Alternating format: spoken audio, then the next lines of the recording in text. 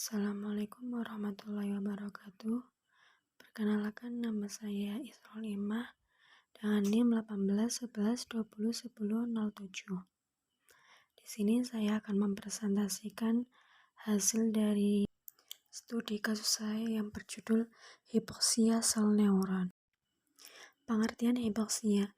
Hipoksia merupakan suatu keadaan di mana jaringan tubuh tidak mendapatkan suplai oksigen yang cukup. Ketidakseimbangan antara suplai oksigen jaringan dan konsumsi menghasilkan pasokan oksigen yang tidak mencukupi untuk mempertahankan fungsi seluler. Selanjutnya yaitu proses hipoksia sel neuron. Proses neuroplastisitas dipicu oleh aktivitas neurotransmitter glutamat. Yang kedua ada neuron presinaps melepas glutamat dan mengakibatkan depolarisasi di neuron postsinaps sehingga terjadi peningkatan ion Ca2+ di neuron postsinaps. Peningkatan ion Ca2+ menginduksi banyak peristiwa biokimia yang berperan penting dalam proses plastisitas sinaps. Sinyal intraseluler mengaktifkan kaskade neuroplastisitas dan menimbulkan pertumbuhan dendrit baru sebagai mekanisme responsif terhadap gangguan kondisi hipoksia di jaringan otak. Munculnya tonjolan dendrit baru akan meningkatkan dan memperbaiki struktur dan fungsi neuron akibat kondisi tidak menguntungkan di jaringan seperti hipoksia dan cedera otak. Selanjutnya yaitu hipoksia dapat menimbulkan dampak yang menguntungkan seperti aktivasi gen transkriptor untuk memacu eritropoiesis, angiogenesis, proliferasi seperti neuroplastisitas, dan diferensiasi neuron pada embrio. Hipoksia kronik akan mengaktifasi ekspresi gen hypoxial inducible factor.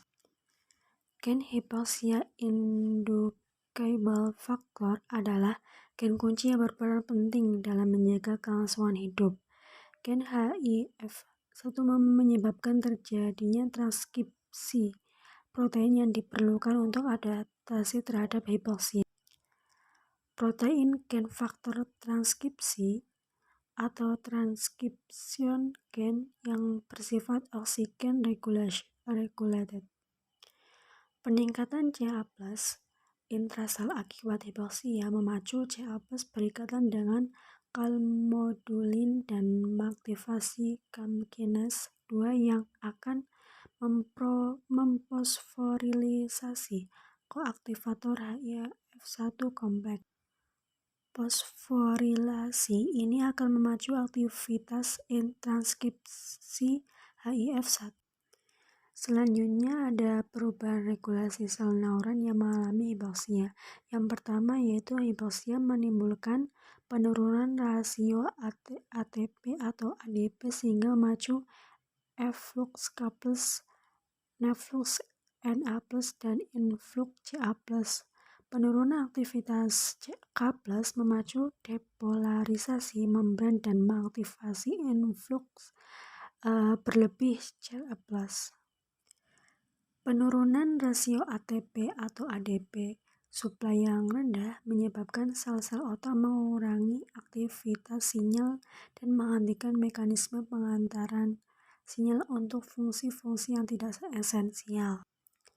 Hipoksia mengalami kekurangan nutrisi atau iskemia akan menimbulkan kegagalan metabolisme dan gangguan aktivitas ion yang lebih cepat.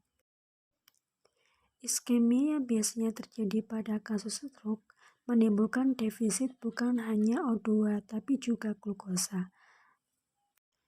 Membran sel akan segera kehilangan potensial aksi sehingga neuron dan glia menjadi depolarisasi. Senyawa oksigen reaktif atau SOR dapat mengoksidasi dan merusak sel, termasuk sel otak, termasuk diantaranya yang terpenting yaitu lipid yang merupakan bagian dari membran sel, protein, dan DNA. Sifat reaksi SOR dapat menyerang makromolekul di dalam tubuh seperti lipid, protein, dan DNA menyebabkan kerusakan sel.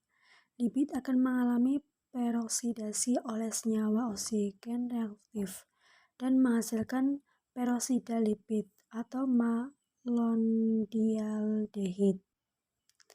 Karena itulah peroksida lipid banyak digunakan untuk mendeteksi kerusakan akibat peroksidasi lipid yang terjadi akibat asam lemak tidak jenuh jama dari membran atau lipoprotein.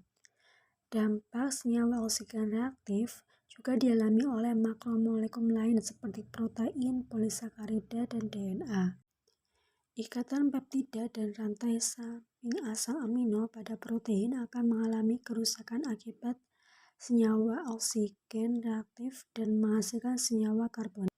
Senyawa reaktif oksigen terhadap karbohidrat juga menghasilkan kelompok senyawa yang sama. DNA juga akan mengalami serangan oleh senyawa oksigen reaktif dan menghasilkan senyawa 8-OHdG. Neuroglobin memiliki karakter yang mirip dengan Mb dan fungsinya diduga sama dengan mioglobin dan sitoglobin, yaitu memfasilitasi difusi O2 dari perifer atau membran sel ke mitokondria. Neuroglobin adalah protein monomer yang mengikat oksigen secara reversibel dengan tingkat afinitas yang lebih tinggi dari hemoglobin, meningkatkan availabilitas oksigen di jaringan otot dan melindungi jaringan saraf pada kondisi hipoksia atau iskemia. Sekian presentasi dari saya. Wassalamualaikum warahmatullahi wabarakatuh.